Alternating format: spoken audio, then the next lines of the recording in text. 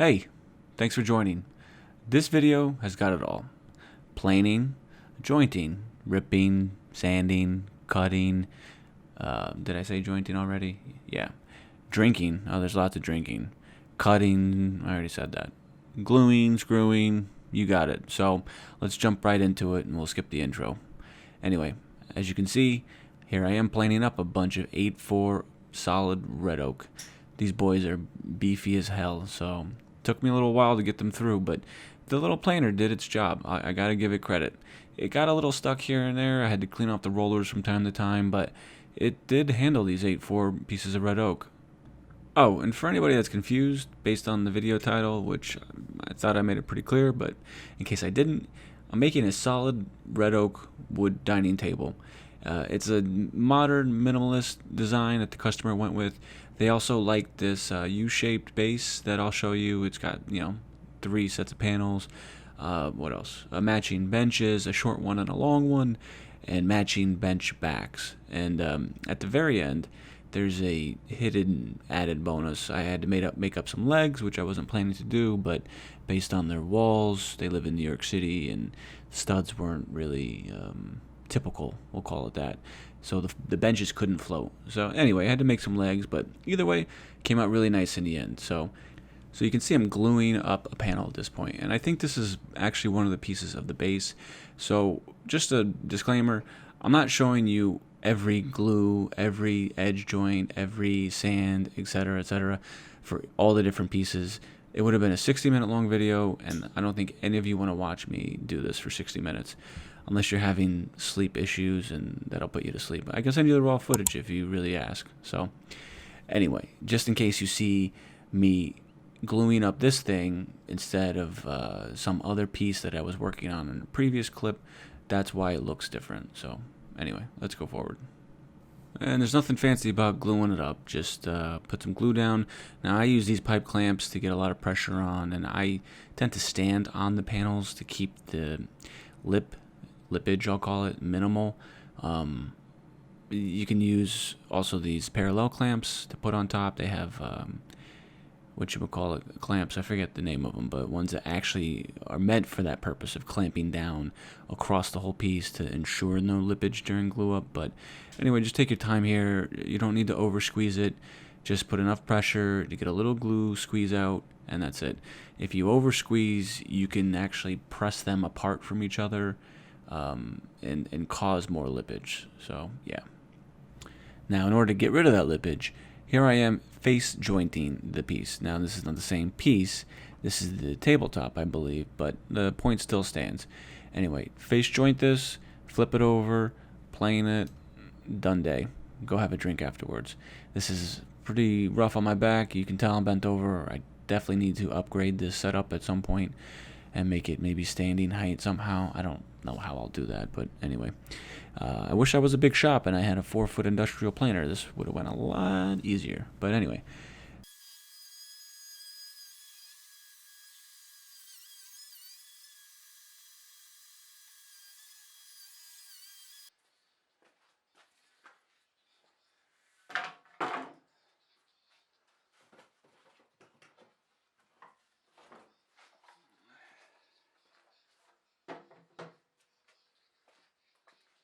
At this point, things are starting to get a little more interesting. I'm cutting everything down to their final dimensions. I believe this is still the tabletop I just was working on, but here I am just getting a flush, true 90-degree corner all around and cutting to the final dimensions. One thing I'll say is you want to try to start with one side that you know is good and cut as little off as possible. This allows you the most amount of play on the other end in case you miss some sort of damage or rot or something you want to cut off. This just gives you the most flexibility.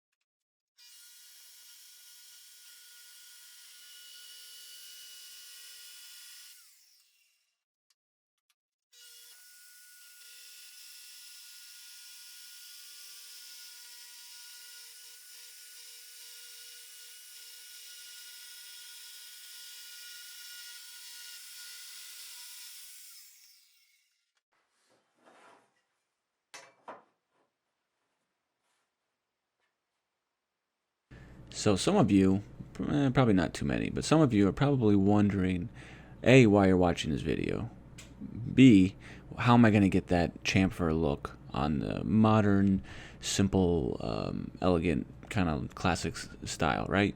Well, the Festool track saw also comes with the 45-degree miter capability, which is exactly what I was going with. So choosing a half-inch reveal using Pythagorean theorems, if anybody remembers that, I want to set the track half of an inch off the edge of the table.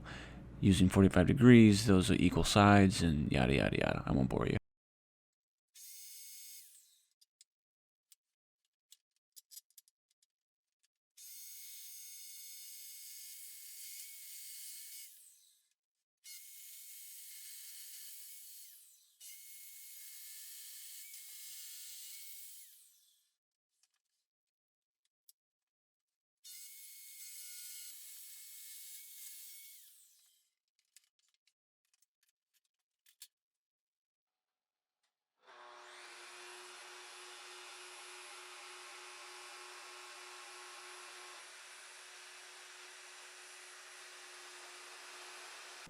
If you're wondering why I have that Dewalt clamp in the middle of the tracks, well, that's actually holding together two separate tracks. I didn't have one track long enough for this table or for the long bench, so I had to jerry rig it with a Dewalt clamp. Yeah.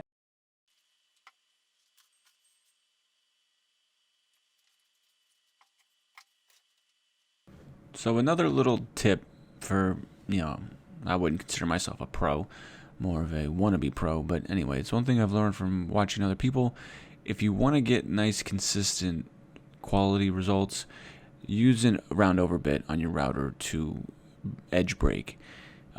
You can sand it by hand. You can even use a sander if you're really good, but just use an 1/8 inch roundover bit. It'll do wonders.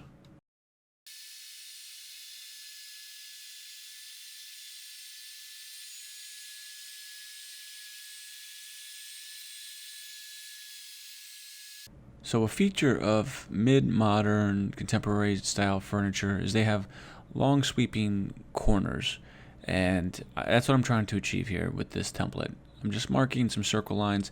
Now I didn't go too crazy with the rounds on this build.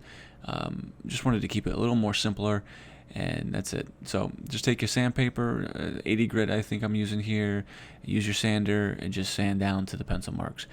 Don't press too hard, just go light, and really take your time with this, because if you screw it up, you can't undo it. And that's it. Just all the techniques in your hands and wrists. No big deal.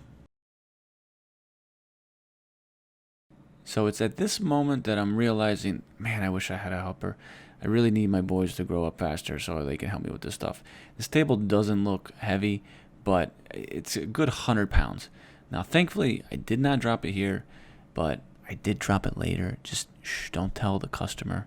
I hope they're not watching. If they are, no worries. I'm joking around. I did drop it, but there was no damage. Anyway, you'll see later in the video, but yeah. So I'm just inspecting at this point. There are some voids here that I'm going to go back and fill with epoxy, and you won't even notice. The only reason I'm even filling them is because I don't want somebody to feel them when they feel underneath the table. So now it's time for sanding, and if you've watched any of my other videos, you know I spare you that boredom, and I always skip ahead, and that's exactly what I do. Now, I do go over these edges by hand. This is to prevent me from ruining my life by taking out too much and having to start back over. So this just lets me have control over it, and you don't need to do a lot. You just want to take off the edges and make sure things are nice and smooth.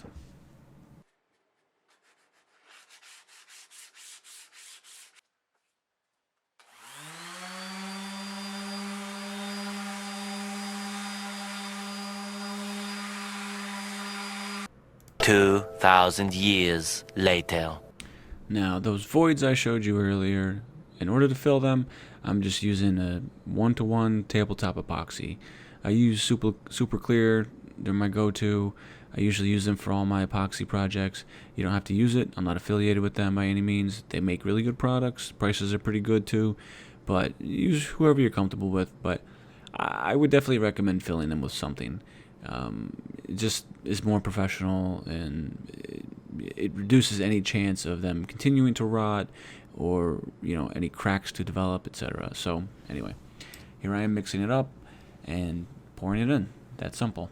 But if you've never worked with epoxy before, just mix it thoroughly, fill the hole or crevice, whatever, go back and forth with it, work it in, use a heat gun or a torch when you're done to pop all the bubbles, and that's pretty much it. So things are starting to finally come together. Here I am just dry fitting the base. I'm using pipe clamps to essentially hold it all in place so it doesn't fall over. I haven't drilled in, screwed in any of the threaded fittings yet, and then I'm hefting this tabletop in place.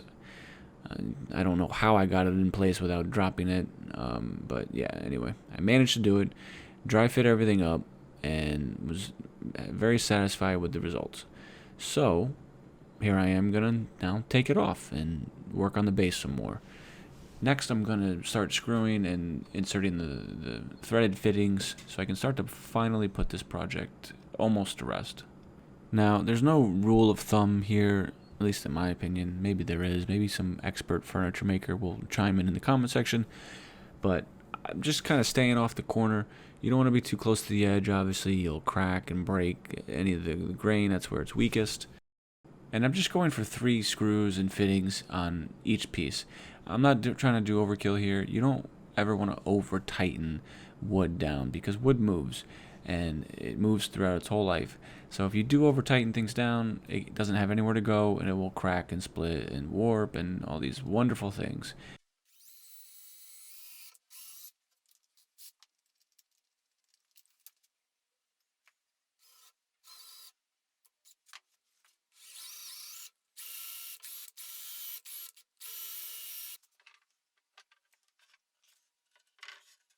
A word of advice, whenever you're putting these threaded fittings in, make sure they're going in straight. Trust me. If they're not going in straight, when you go to put your screws or bolts in, they're not going to line up with the holes and you're going to be wondering what the heck happened. And I didn't show you in the video, but just use a little glue on the threaded fittings. That way they don't back themselves out over time. And then lastly, I just countersink the holes for the flathead screws. I believe I am finally close to staining. I'm not using a stain, and I'll get to that in a minute, but what I'm doing here is I'm just doing a little spritz of water and just water popping the grain, and I'll explain that in 1 second.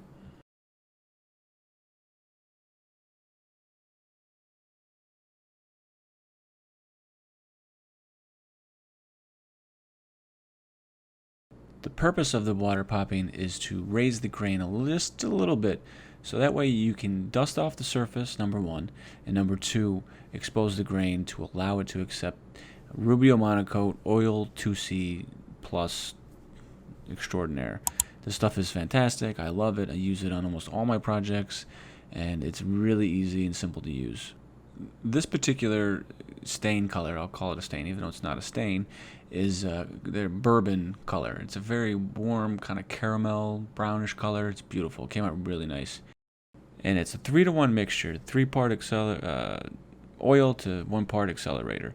And you just kind of buff it in with the white pad or a cloth, etc. Let it sit for a little while and then wipe off any residual. If it's dry, just add a bit more. Pretty simple. Very durable, heat resistant, water resistant, can't go wrong. Now, if you want to watch me drop the table, I'm about to do it and there it goes. Yeah. So I kind of had a, pardon my language, but a butthole puckering moment. And I got really scared there. But luckily there was no damage, believe it or not. I think I just had to sand up the edge a little bit, but yeah. So now I'm just doing the top. And yeah, I've already done all the other pieces. And that's the home stretch. Now we're just letting it cure. 24 hours for light use and about 2 to 3 weeks for heavy use is what the directions say. That's pretty much it. Now here's some final pictures of the project installed in the customer's home. Thank you to them for allowing me to take these pictures and to enter their home and build this thing for them, and very, very appreciative. So anyway, let me know your thoughts, how it turned out, what I could do better, what I could do worse, etc. I'm open to any criticism. I got very thick skin and I'm just trying to get better every day. So thanks again for watching. I appreciate it. Take care, and I'll see you next time.